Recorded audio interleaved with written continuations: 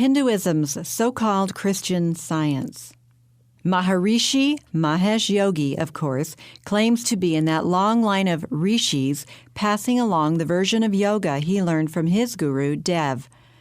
Yogananda brought his style of Kriya Yoga to the West. To propagate it, he established the Self-Realization Fellowship in the United States in 1920, which has spread to over 500 meditation centers in more than 50 countries.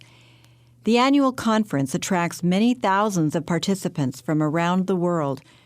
Today's yoga instructors in the West who franchise their own brands and deny that yoga has any connection to Hinduism are either engaged in a giant cover-up for commercial reasons or are inexcusably ignorant.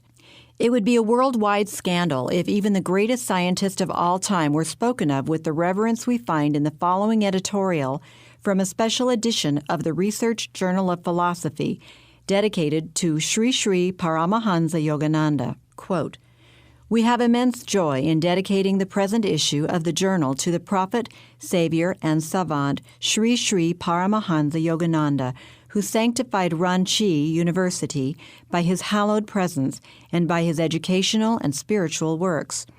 The unique contribution of Paramahansa Yogananda consists in the revelation of Kriya Yoga to mankind. By Kriya Yoga, the union of the spiritual self with God can be achieved by an individual.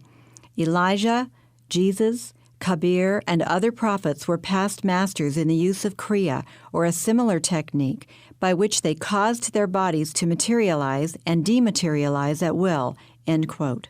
So Christ was just another yogi, a self-realized master, like the other frauds who claim to be gods but act like selfish, power-mad, sinful men?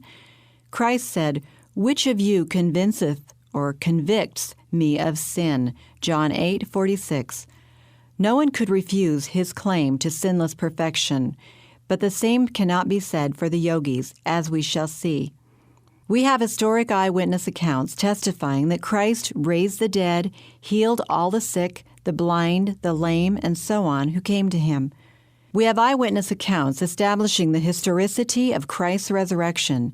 He is not just another guru, and he neither practiced nor needed yoga.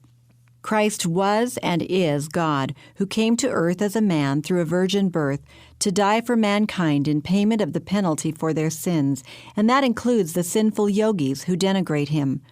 Tragically, those who claim to be Christians, the followers of Christ, are now denying him and turning from his life within to seek help from yogis who cannot even help themselves.